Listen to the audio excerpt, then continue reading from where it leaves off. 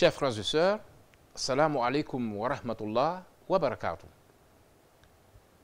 La prière, l'acte de mourir pour être avec Allah. C'est un postulat indiscutable pour le croyant et la croyante musulman. Quand on meurt, nul doute qu'on va retrouver le Créateur Allah. Ce voyage sans retour, on l'effectue sans rien dans les mains. Oui, on part de ce monde vers le Créateur Allah dépouillé de tout.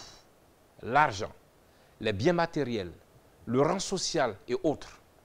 Comme le jour où on venait sur terre. De fait, on part de ce monde avec comme seul acquis véritable et bénéfique les œuvres d'adoration et de bienfaisance. Pourtant, Allah invite le musulman et la musulmane à s'habituer à cet exercice de retour à lui, déjà sur terre, plusieurs fois par jour, à travers la prière.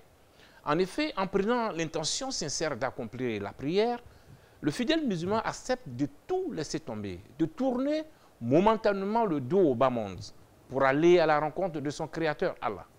Ainsi, aussi bien symboliquement que dans les faits, le fidèle musulman, comme à sa mort, se dépouille mentalement et matériellement de tout pour se soumettre à son Créateur à travers son exaltation, sa glorification, son évocation et son évocation durant sa prière. Reconnaissant ainsi la primauté de son Créateur sur toute autre considération de la vie, il indique ainsi que les différents attraits de ce monde sont d'une vacuité face à l'obligation de la soumission à Allah et de sa glorification. Comme on le sait, la prière a été prescrite par Allah au prophète Mohammed, paix et bénédiction sur lui, lors de son voyage céleste nocturne, survenu dans la nuit du 27 Rajab, après sa rencontre avec lui.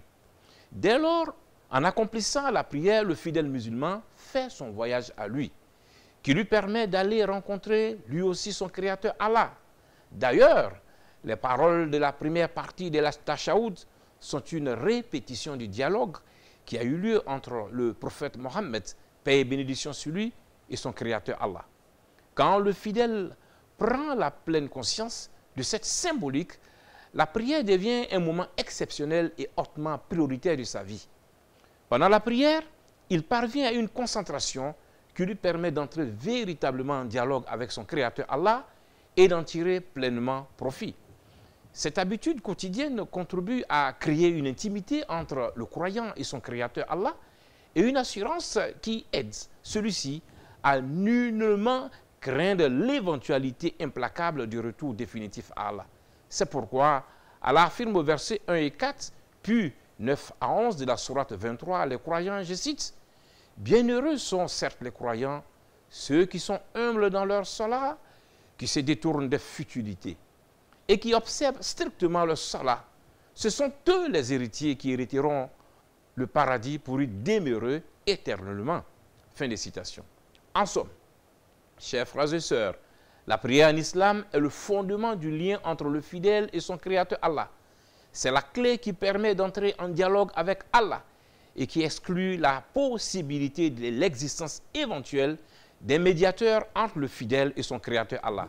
Mieux, on accomplit ces prières, mieux l'intimité s'instaure et se renforce entre le fidèle et son Créateur Allah, et mieux se prépare le retour à Allah pour un au-delà de félicité éternelle. Qu'Allah nous facilite notre intimité avec Allah. Amin. Ya Rabb.